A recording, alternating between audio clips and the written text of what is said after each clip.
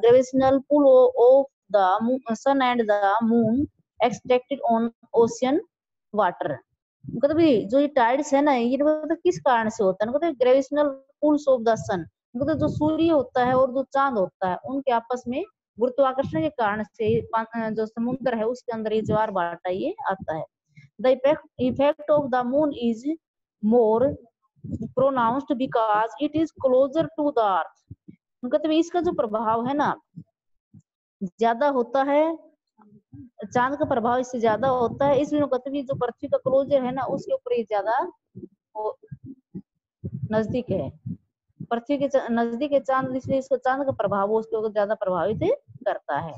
The moon and the sun exert their combined gravitational pull in the same direction. मतलब चांद और जो सूर्य है ना वो एक दूसरे को एक ही साइड में गुरुत्वाकर्षण बल लगता है, उसके कारण से उनकी डायरेक्शन जो होती है उनकी सेम होती है, जिसके परिणाम क्या निकलते हैं, resulting is the extra high tides, जिसके परिणाम निकलते हैं भी हाई टाइड्स होता है. These are known as spring tides, इसको हम क्या कहते हैं, स्प्रिंग टाइड्स भी कहते हैं. In the first and third quarters of moon, मतलब जब ये चांद जो है फर्स्ट और थर्ड जो शेप में होता है, क्वार्टर्स ऑफ मून होता है, the sun and the moon are at night angle with respect to the earth. तो उनका तभी ये जो चांद और जो सूरज है ना हासन है ये दोनों राइट एंगल पर होते हैं पृथ्वी के साथ. दे न्यूलीफाई करता था उठा देना each other's gravitational pull and this result is very low tides known as nip tides. कभी ये है ना गुरुत्वाकर्षण जो बल है उसको खत्म कर देते हैं और इसके कारण से कभी इनके अंदर जो लो टाइड्स उठता है उसको क्या कहते हैं, निप टाइड्स कहते हैं, उच्च ज्वार भाटा इसको कहते हैं. इम्पोर्टेंस ऑफ टाइड्स, अभी जो टाइड्स है उसका क्या महत्व है समझ में आ रहा है बेटा सभी को? हेलो हेलो हेलो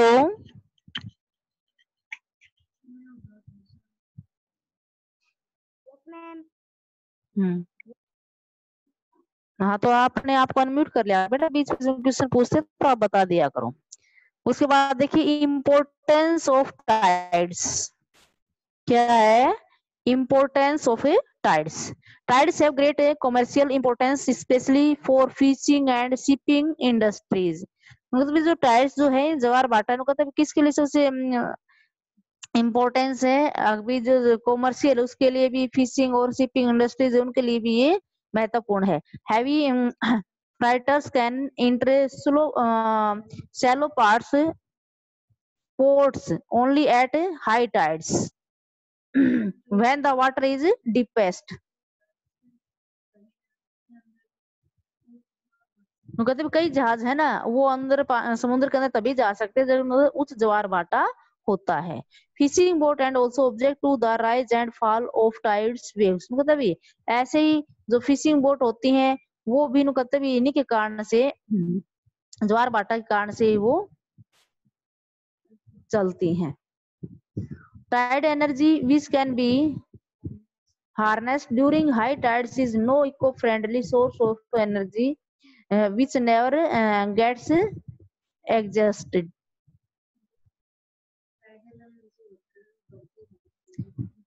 जो टाइडल जो एनर्जी होती है वो बढ़ती रहती है, जब ज्वार भाटा है वो ऊंचा उठता है तो उसके कारण से कहते ये बढ़ती रहती है इनकी जो एनर्जी है वो. ओशियन करंट्स, भाई ओशियन करंट्स क्या होते हैं, streams of ocean current constantly following in a definite direction are called ocean currents. मतलब जब ये streams of ocean water, भाई समुद्री जो पानी होता है कहते वो बहता है कि डेफिनेट जो डायरेक्शन होता है उसके अंदर, तो उसको क्या कहते हैं, ओशियन करंट कहते हैं. Ocean current move with in the ocean and can be horizontal और वर्टिकल्स. मतलब ओशियन जो करंट होता है वो मूवमेंट करता है भाई सीधा और या फिर तिरछा, ठीक है, इन दो तरह से वो मूवमेंट करता है। दे create a circulation system in the ocean by which heat is exchanged between low latitudes and high latitudes and at different depths of the oceans। उनका तभी इनका जो सर्कुलेशन सिस्टम होता है ना ओशियन के अंदर, उनका तभी वो हीट जो होती है ना उसका मतलब एक्सचेंज होता है लैटिट्यूड्स और जो लॉन्गिट्यूड्स है ना उनके अंदर इसका एक्सचेंज होता है different depth of the oceans. समुद्र के अंदर जो इनकी डेप्थ होती है ना, गहराई होती है, उसके अनुसार इसके अंदर एक्सचेंज होता है। The ocean current moves swiftly with the speed of movement of water varying from 3 to 10 kilometre per hour. मतलब जब ओशियन करंट जब इसके अंदर मूविंग करता है ना तो उनको तो उसकी स्पीड होती है, जो पानी की स्पीड होती है वो कम से कम 3 किलोमीटर से लेकर के 10 किलोमीटर प्रति घंटा होती है। At some place the surface water move at a lower speed, मतलब कुछ स्थान ऐसे होते हैं जिसके अंदर इनकी जो स्पीड है ना वाटर की वो क्या होती है, कम होती है। Broad low moving masses of water are called drifts. कहते भी इस तरह से जो लो मूविंग मासेस जो होता है पानी वाटर का उसको हम क्या कहते हैं, ड्रिफ्ट कहते हैं। द ओशियन करंट है that carry warm waters from the equatorial regions toward the pole regions are warm current. मतलब जो ओशियन करंट जो होते हैं वो अपने साथ क्या लेता कैरी वार्म वाटर, गर्म जो पानी होता है वो ले जाते हैं, इक्वेटोरियल के रीजन की ओर जाते हैं। और कहते टुवर्ड्स द पोलर रीजन, जब वो ठंडे जो क्षेत्र की ओर जाते हैं तो वहां पर कहते वार्म करंट्स, तो वार्म करंट हो जाता है। They currents that carry old waters from the polar regions. फिर कहते भी जो ये करंट्स जो इसके अंदर जाते हैं तो कहते भी वो ओल्ड जो सॉरी कोल्ड वाटर जो होता है ना पोलर रीजन के अंदर, वो जब कहते भी इक्वेटोरियल रीजन की ओर से आता है तो उसको क्या कहते हैं, कोल्ड करंट कहते हैं। उसके बाद देखिए इफेक्ट ऑफ ओशियन करंट, भाई जो ओशियन करंट होता है उससे क्या इफेक्ट पड़ते हैं। Ocean current exercise great influence on the climate and economic activities of the coastal areas। तो ओशियन जो करंट होता है ना उसके अंदर कहते भी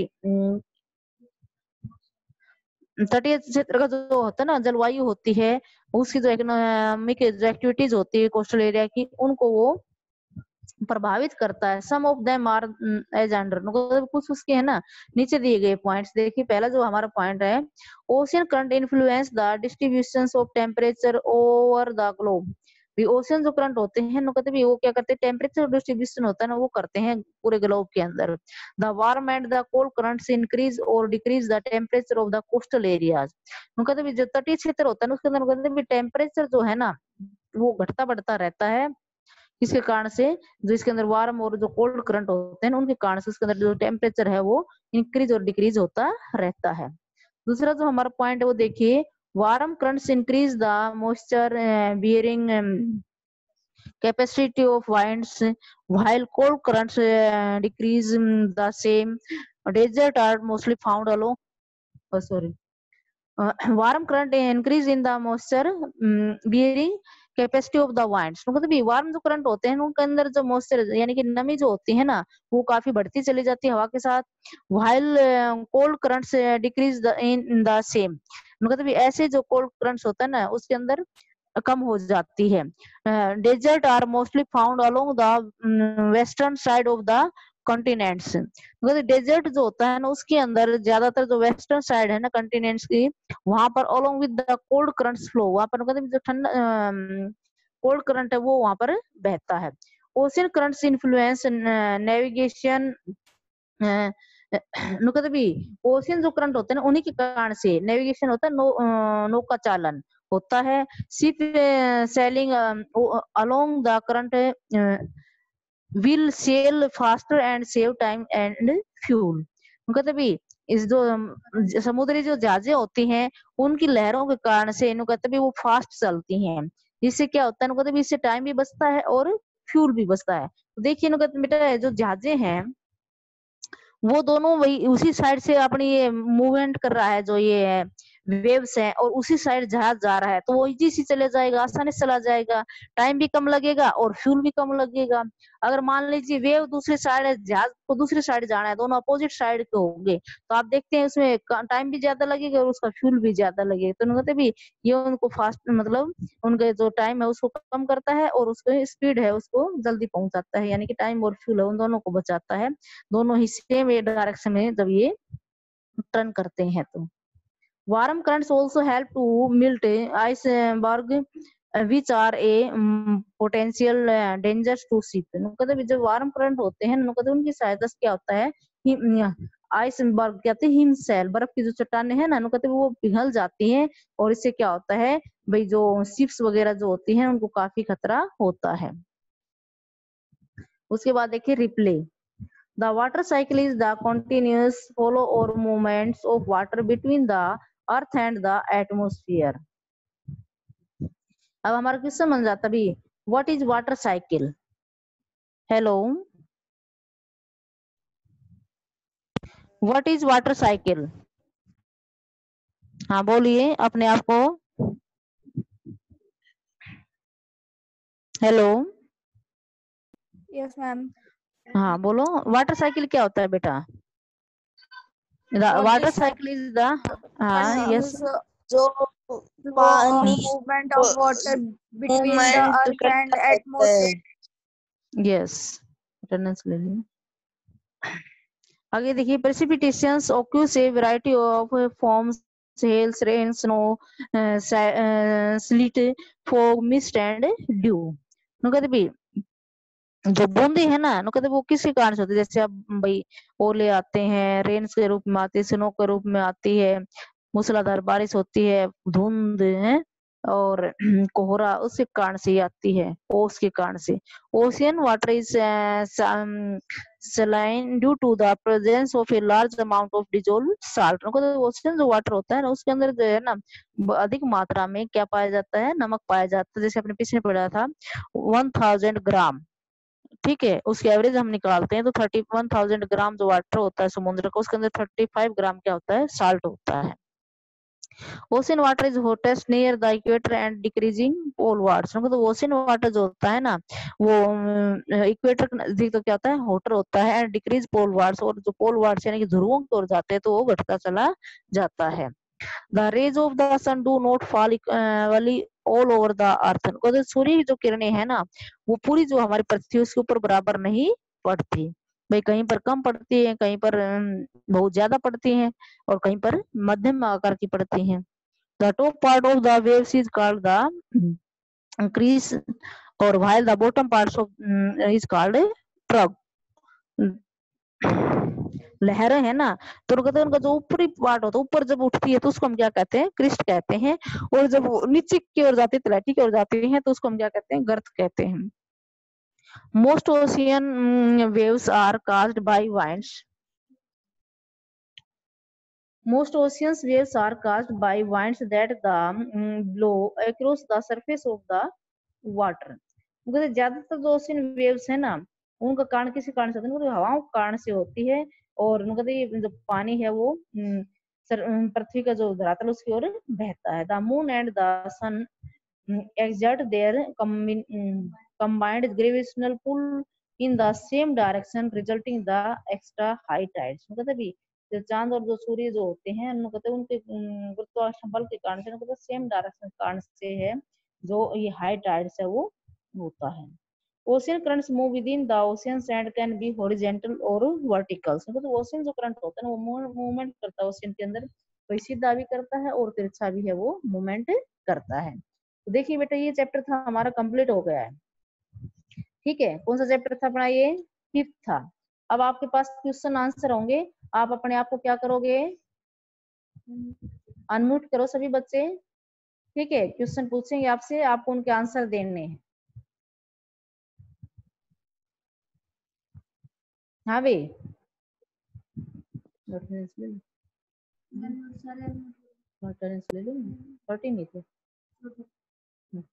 हाँ बेटा फर्स्ट क्वेश्चन है, देखिए अनम्यूट कर ले सभी बच्चे अपने आप को बेटा। हाँ अनम्यूट करे बेटा सभी बच्चे, लेफ्ट ना हो अभी से। देखिए अपना फर्स्ट जो है अपना question, the water cycle is the continuous flow of movements of blanks between the earth and the atmosphere. कहते भी the water cycle is the continuous flow of movements of, कौन सी चीज मूवमेंट करती है भाई, between the earth and the atmosphere, भाई अर्थ और atmosphere के बीच में, बताइए एयर है, वाटर है, गैस है या टाइड्स है? वाटर। वाटर है, यस। देखिए पानी का जो है ना वाटर साइकिल किसी कारण मतलब ये मूवमेंट करता है water between the earth and the atmosphere, भाई जमीन से एटमोस्फियर में जाता है, फिर जमीन पे आ जाता है, फिर एटमोस्फियर में चला जाता है, इस तरह से होता है ना बेटा। नेक्स्ट देखिए, the Dead Sea in blanks is the highest salinity, Africa, Asia, Europe और ऑस्ट्रेलिया? क्या है इसमें ऑप्शन? एशिया। एशिया।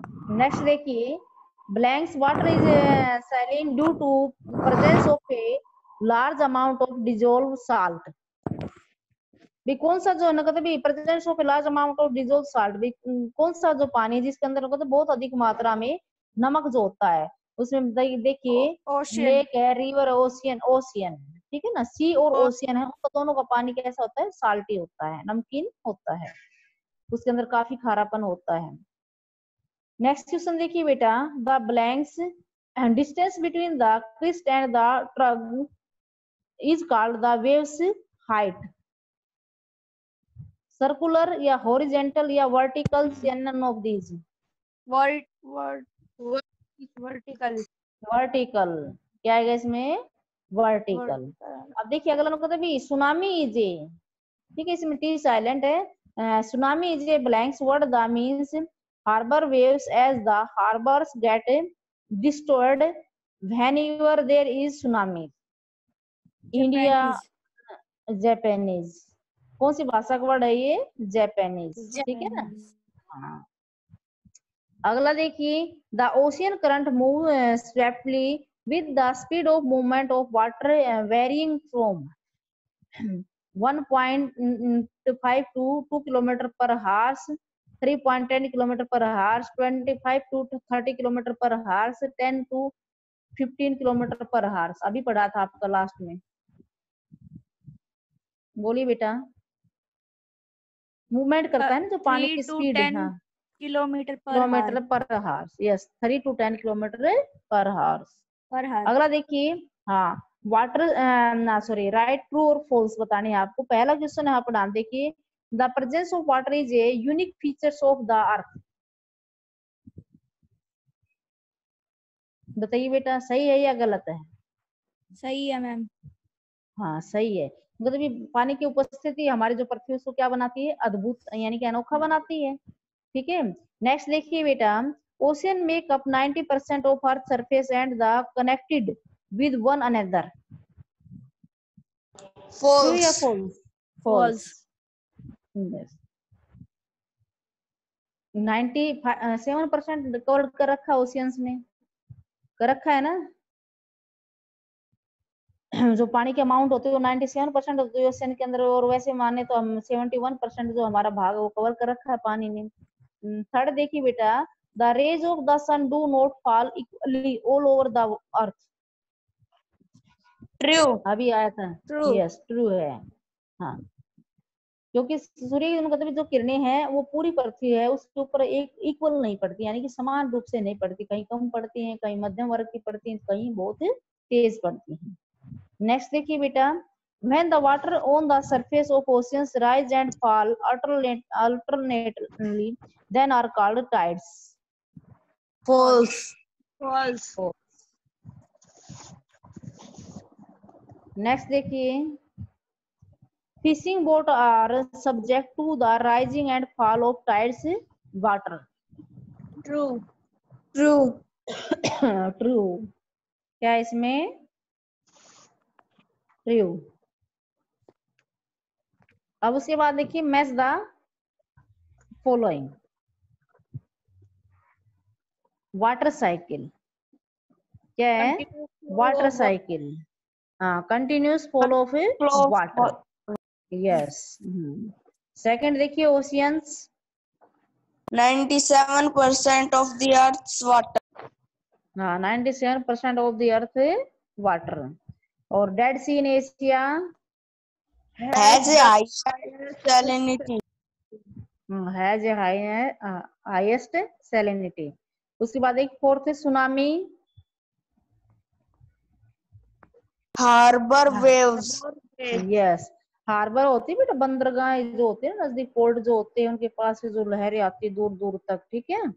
और इनकी जैसे कल बताया गया था 20 से 30 मीटर लंबी जो ये लहरें होती हैं, इतनी ऊंचाई तक ये उठती हैं।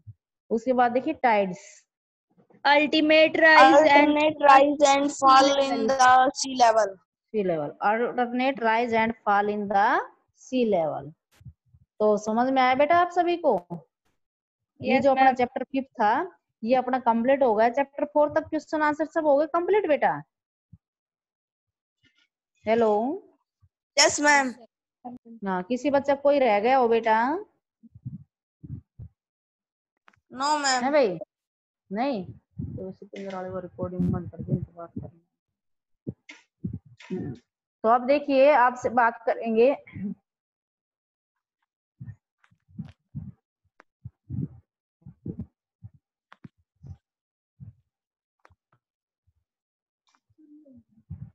आज जो अपना है ना स्कूल का +2 का रिजल्ट आया। आप में से किसके बहन भाई +2 में थे भाई सीबीएसई का? है भाई? मैम हमारे हाँ नाम बोलो। उषा, मैम गौरव। गौरव, हाँ तो कितने परसेंटेज आए बेटा आपकी सिस्टर के? मैम मेरी भी है। हाँ आपकी बहन भी है। तो रिजल्ट देख लिया आपने? Yes ma'am. हाँ कितने हैं आपकी सिस्टर के बजरंग? कितने परसेंट आए? नहीं पता है बेटा? पता है नहीं? मैम 76%। 76%। देखिए अपने स्कूल का जो रिजल्ट आया हाईएस्ट 96% आए, ठीक है। कमलजीत थे जो +2 में उसके पीसीएम में आए 96%, ठीक है। और उसके बाद थे जो अपने कॉमर्स में थे आदित्य शर्मा, उनके 95% आए। जानते हो आदित्य को? है भाई? और गौरव फिर कितने आपके सिस्टर ने रिजल्ट देख लिया नहीं देखा बेटा? हाँ गौरव हमारा एक बड़ा भाई था दूसरे स्कूल में जाता था उसके। अच्छा अच्छा, उसका देखा कितने आए उसके? कौन से स्कूल में जाता था बेटा वो? पता नहीं चल रहा, अभी पूछा नहीं है। आरपीएस में जाता है। आरपीएस में जाता है? हाँ तो पूछना था ना आरपीएस में भाई, हम आगे है आरपीएस वाले आगे हैं भाई। कोई बात नहीं, पूछ लेना आज उसको, कल पूछेंगे आपसे कितने परसेंटेज आए उसके, ठीक है बेटा।